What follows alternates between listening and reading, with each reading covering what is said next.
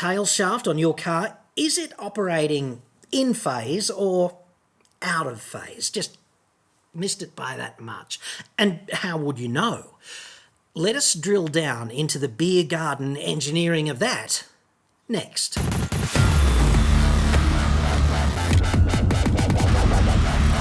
I'm John Cadogan from AutoExpert.com.au, and I get new cars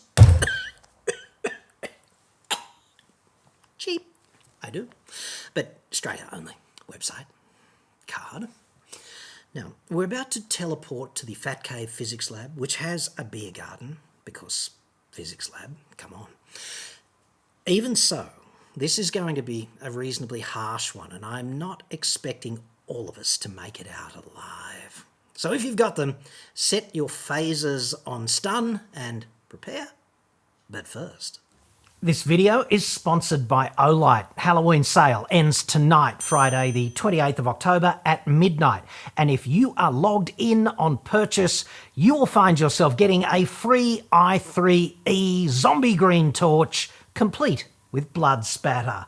May not be real blood. Baton 3, also zombified aesthetically for the sale. Magnetic tail cap that doubles as the recharger attachment point. It's ideal for your handbag, dude. 1,200 lumens and just 53 grams. 35% off until midnight. Javelot Mini now. Javelot is, of course, OLIGHT speak for searchlight. The reflector grabs 1,000 lumens, focuses it into a hotspot and hurls it 600 metres down the track. Javelot Mini will go in your pocket, but it's better in the included plastic holster, which is both belt and pack friendly. Fortitude is the first non-folding O-knife I've been up close and personal with. This one has a D2 blade, which is a high carbon, high chromium tool steel with excellent edge retention and toughness characteristics. It's got a full tang, clip point, flat grind, so essentially designed for hardcore outdoor adventuring and survival. It's going to be pretty hard to break, including in terms of the bank. You'll get 35% off, so just under $100 until midnight. The new Haloop, less of a zombie slayer and more of a barbecue area lighting upgrade. And no electrician required for this one, obviously. USB-C rechargeable, it's got warm and cool modes, stepless dimming from 10 to 600 lumens. You can hang it, you can screw it to a light stand, or you can just clamp it to your big barbecue brolly, dude. And after a few drinks, it starts looking just like the Jupiter 2 from Lost in Space. So that's nice. 30% off, meaning under $120 until midnight. Links in the description and a code for 12% off should you miss the sale. I use an OLIGHT every day, so I have no hesitation recommending it to you. It's the Warrior Mini 2, which is good for dealing with up to 3 zombies at a time, at least in my experience. These make great Christmas presents. And thank you sincerely to OLIGHT for once again supporting the channel. Now, I got this really interesting question from a dude named Rob Kennedy just the other day. Bob Kennedy, BK, who says, "Oh, John, I recently purchased, well, it's now over a year old, a brand new 2021 XLT Ford Ranger automatic, and I've noticed the tail shaft is out of phase. F-A-Z-E, as they say in America." Why am I talking like Rob? "My father has an early 2000 model 79 series Land Cruiser, and its tail shaft is also out of phase. I'm speaking to Ford. Ford advised me," it's very hard to read the way people write it. Honestly, it is. Full stops are important. "I'm speaking to Ford. Ford advised me that this is done for balancing reasons." I don't think so. "Shaft out of phase, in my opinion, would cause vibration and load up different components in the drivetrain. Ford has said to me that this is not a problem." It's not a problem to them, it's your car, dude. It's therefore your problem, isn't it? "So my question to you is, are manufacturers deliberately placing tail shafts out of phase to reduce vibration in the driveline? I don't see how, although I'm not a driveline expert, but I did do research on this and I can't find any reference to intentional out-of-phasedness in drivelines, and I can find a hell of a lot of references to how friggin' important it is to have them in phase, and we'll get to that in just a second. If so, in your opinion, would this be putting load upon pinion bearings and output shaft bearings of differentials and gearboxes? Would you also believe a warranty claim may be warranted for premature failure on said components? Thank you for your time in reading this and hopefully get a reply. Well, not hopefully about it, BK. We're getting a reply, dude, definitely. Because this is a pretty interesting topic, okay? Just drilling down on it momentarily, and apologies, dude, but I didn't have a drive shaft just lying around that I could hack up and hold in front of you like this, so we're going to use the high-tech miracle of the open-ended spanner prop. Let's just think about a universal joint like this. You've seen a universal joint. They go together like this, right? Now, if this is a tail shaft, then you've got a universal joint here, and you've got another universal joint here, don't you? And one of those universal joint ends goes into the diff, and the other one up here comes out of the gearbox, and the drive is transmitted like that. Now, this set of universal joints is in phase because guess what? The two bits line up, okay? Imagine if the spanner was just twisted. We get it in a vise or a press or something and we give it a bit of a tweak and it stays tweaked. Then these two yokes are no longer going to line up. And that means that the tail shaft will be out of phase. At the moment, it's in phase, right? Because they line up pretty clearly. But if they're out of phase, that's a real problem. Because if you think about just one universal joint, when it turns, you think about one revolution, okay? This is a very grown-up concept, okay?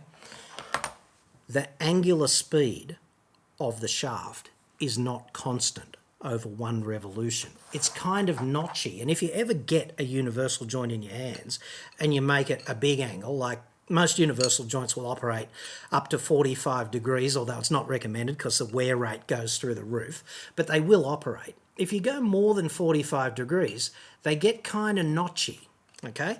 And it's because the velocity ratio is not the same at every point in the rotation. This is important to realise. What it means is that across one revolution of a tail shaft, there's a speedy bit and a slow bit, and then it goes back to speedy, okay? And you can measure the RPMs of a tail shaft. You can put a little white marker on it and use one of those beamy things and just measure how many RPM it is, and you can say, oh, it's doing 2,000 RPM or whatever. That's great, dude. But it's not doing 2,000 RPM constantly.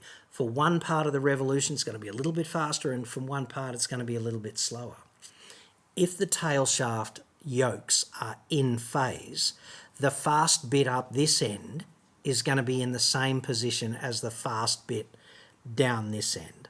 And that's kind of important, because if there's a slower bit here at every point in the revolution where this is fast and it's faster here where this one wants to be slow, it kind of puts all this torsional stress into the shaft, doesn't it?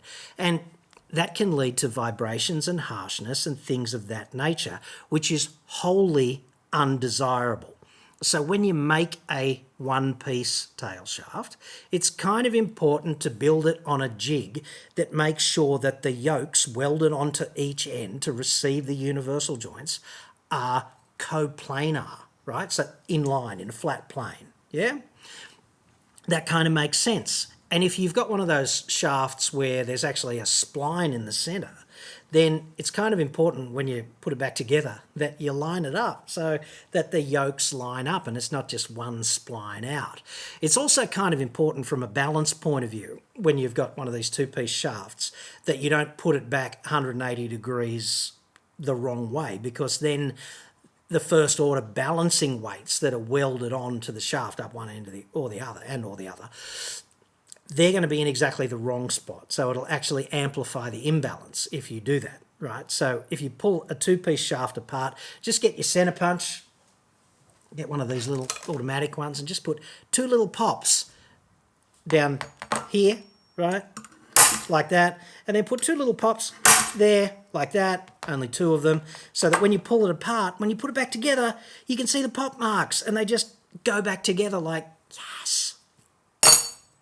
So that's the basic theory about in phase and out of phase with the tail shaft.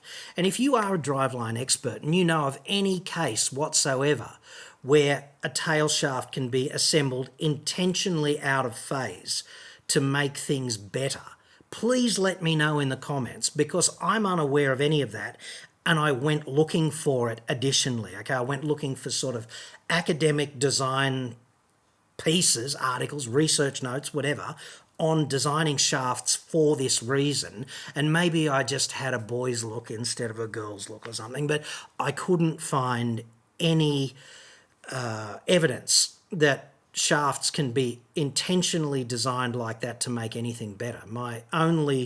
All of the research I did indicates that it can only make things worse. But if you're an expert at that, let us know in the comments, and I'll do a follow-up video on it if my take on this is completely wrong.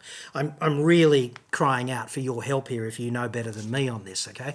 Now, this is interesting in relation to the Ranger, because shortly after the deployment of the brand new Ranger, the model year 23 Ranger, in about July, there were a whole bunch of noises on forums about driveline vibrations in the new Ranger, and it was across all models. So it was across the V6 diesel and the 2-litre bi-turbo 4-cylinder diesel, right?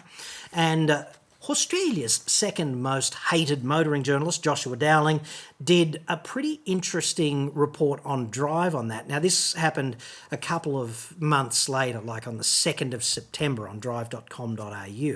So the bridesmaid, Josh, who's never going to be the bride of being hated because, you know, here's what he did. He went to some function, or he interviewed Andrew Burkich, who's, you know, Big Burke is the boss of Ford in Australia, and I'm going to quote from Josh's story because he was there, okay?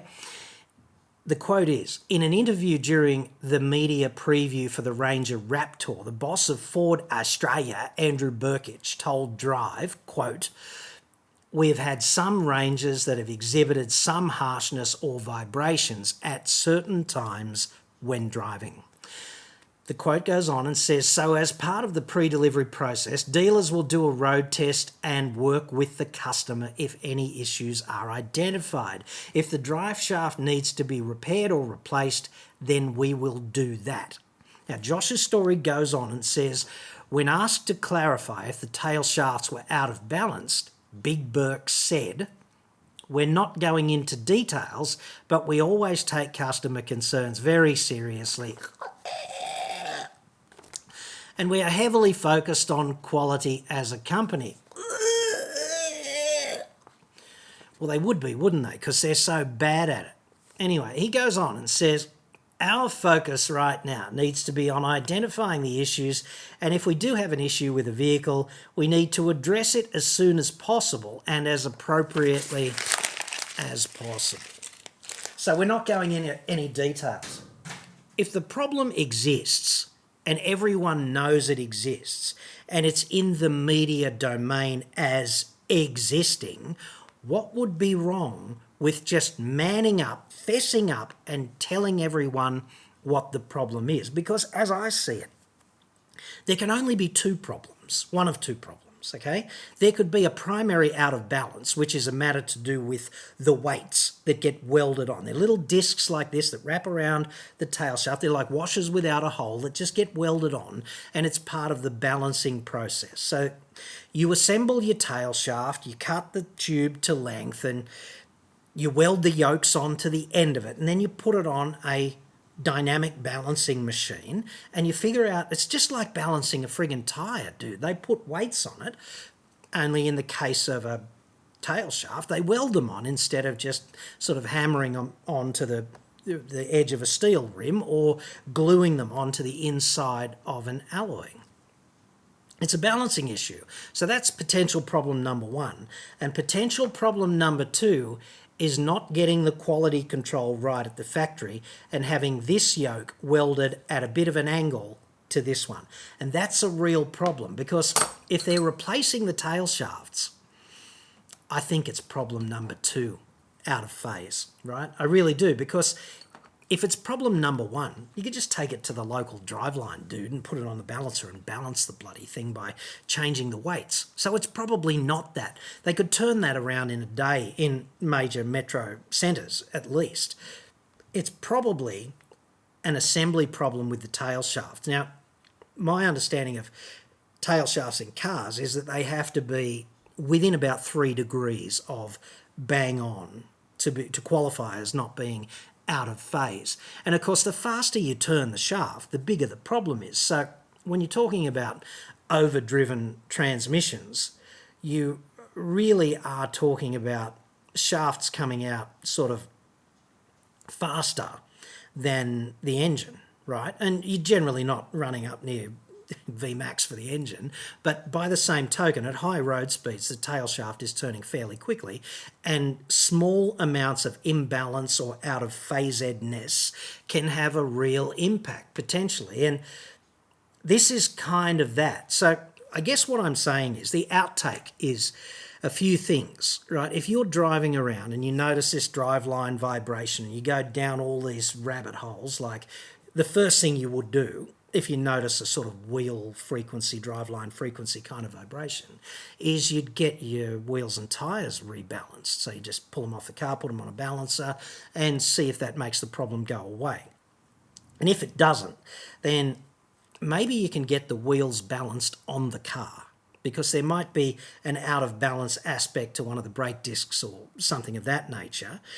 And you can cure that by getting them balanced on the car. Where they leave them on the car, they spin them up with a machine, they measure the vibration, and they put counterweights on, right? Now, if that doesn't work, I guess you're down to pulling out the tail shaft and checking if it's balanced. And if you get it rebalanced and that doesn't work, or while it's out, you would just want to get somebody to put it in a jig and go like that, would you not? Because if you do and you notice that the front end's at a bit of an angle to the back end, then Houston, I think we found the cause of our main bus B undervolt. And given that this is a Ranger that we're talking about here, and is being built in the same factory as the new one, and probably by the same supplier, and I don't even know if the tail shaft is substantially different or different at all in the new one, but it's probably likely to be lunching off some of the same tooling at the very least, in which case that's likely to be a problem. And it's likely to be a quality control thing, because Ford is historically shit at quality control, and you can mask some of those kinds of things with, you know, rubber mounts and things of that nature, but only to a degree. So if you get a particularly bad one, then the rubber is unlikely to be able to attenuate that everywhere, especially in the worst case scenario. So anyway, I hope that has not made your head friggin' explode on an otherwise perfectly serviceable Friday afternoon, but that's definitely a problem. And once again, if you are that driveline dude and that's all you do and you're a real expert at that, and you can come up with the case for why a prop shaft in a car would be intentionally designed so that the yokes were out of phase, even if only by this much, please do let me know in the comments, because I'd be fascinated by that. And if you're still listening now, then I guess you would be too, right?